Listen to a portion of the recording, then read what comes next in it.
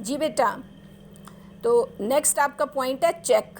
سب بچوں کو اس کے نام کا پتہ ہے، یعنی ہر بینک جہاں پہ آپ اکاؤنٹ کھولتے ہو وہاں سے ایک بک ملتی ہے جس کو چیک بک کہتے ہیں. چیک ایک حکم نامہ ہوتا ہے، آرڈر. چیک لکھنے والا اپنے بینک کے نام یہ حکم دیتا ہے کہ اس کے اوپر جو رقم لکھی گئی ہے وہ کس کو ادا کرے. اس کی ٹائپ پہ آگے اس کی قسمیں بن جائیں گی.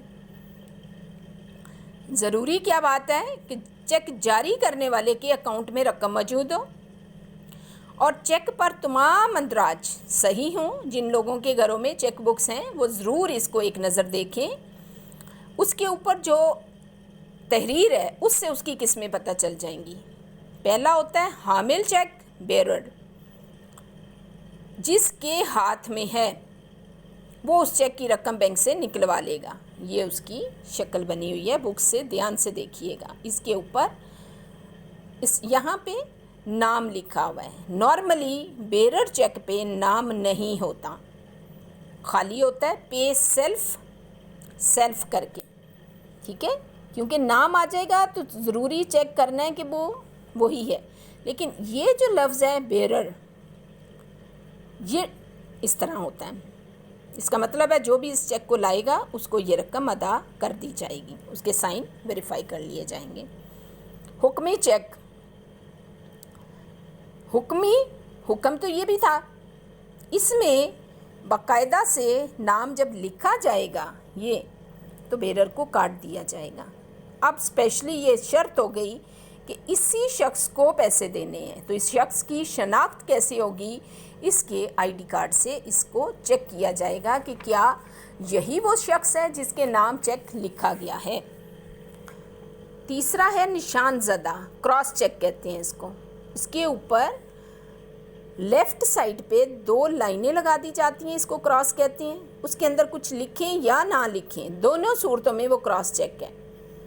لکھا کیا جائے گا؟ اس شخص کا جس کو پیسے لینے ہیں اس کا اکاؤنٹ ہوگا یا اس کا بینک ہوگا.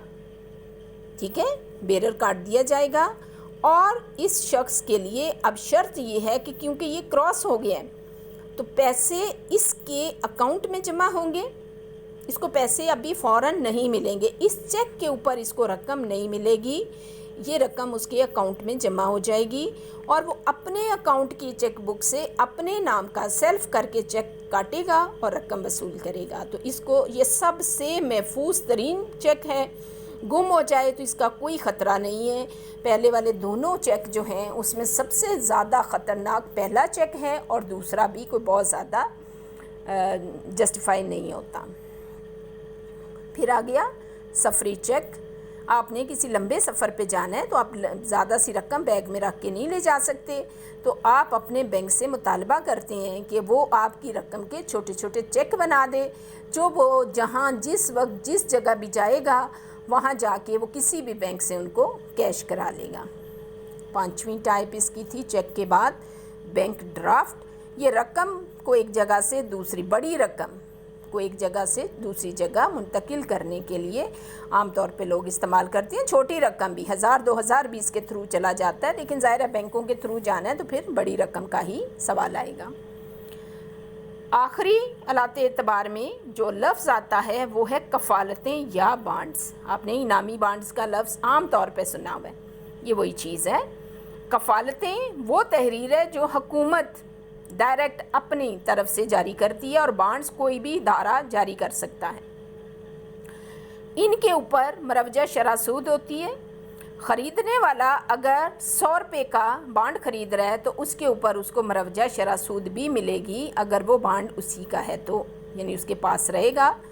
اور جب وہ اس کو فروخت کرے گا یا خریدے گا تو اس شرح سود کے مطابق خرید و فروخت ہوگی.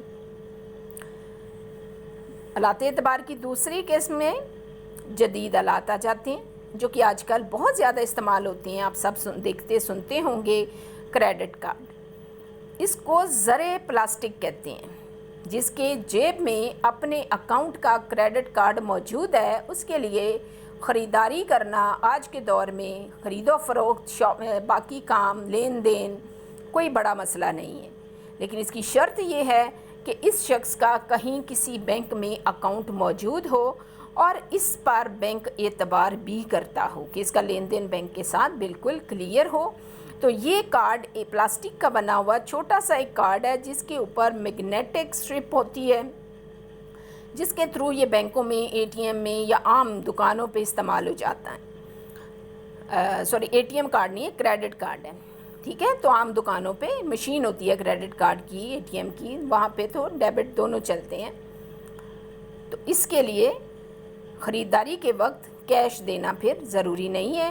جو بینک سپانسر کر رہا ہے وہ اس شخص کی مالی ساکھ کے مطابق اس کو اجازت دیتا ہے کہ وہ اتنی رقم کی شاپنگ ایک ٹائم پہ بغیر نقدی دیے کر سکتا ہے، اور اس رقم کو پھر بینک قسطوں کی شکل میں اس شخص سے وصول کرتا ہے۔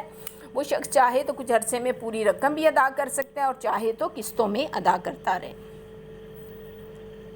اس کے اوپر بینک کے اپنے چارجز ہوتے ہیں جو کہ عام طور پر مروجہ شرح سود کے برابر ہوتے ہیں، ٹھیک ہے۔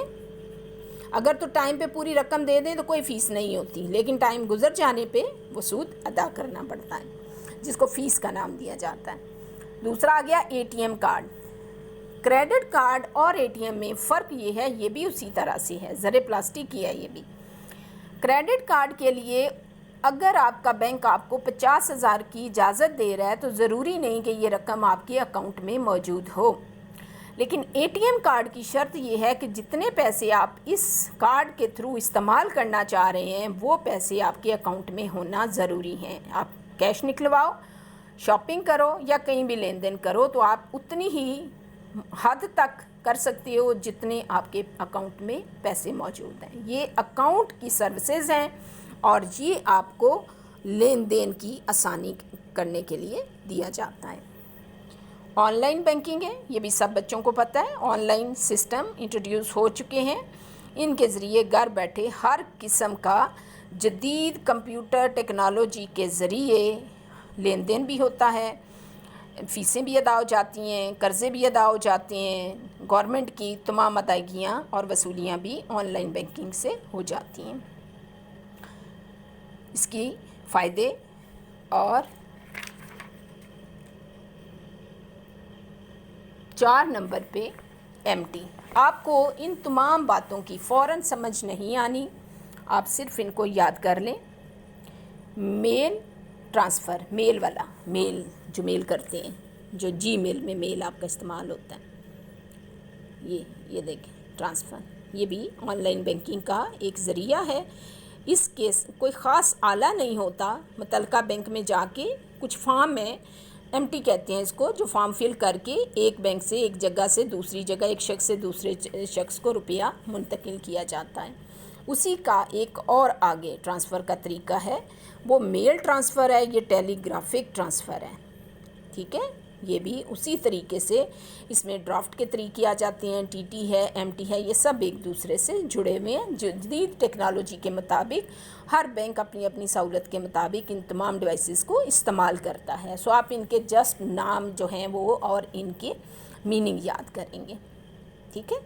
چلیں، آج کا لیکچر تین پارٹس میں چلا گیا ہے اور تھوڑا ڈیٹیل میں چلا گیا ہے، اس لیے آپ بہت دھیان سے اس کو سنیں، کیونکہ چھوٹے چھوٹے پوائنٹس ہیں جن کو آپ نے ہر صورت یاد رکھنا ہے، ٹھیک ہے۔ چل، اللہ حافظ۔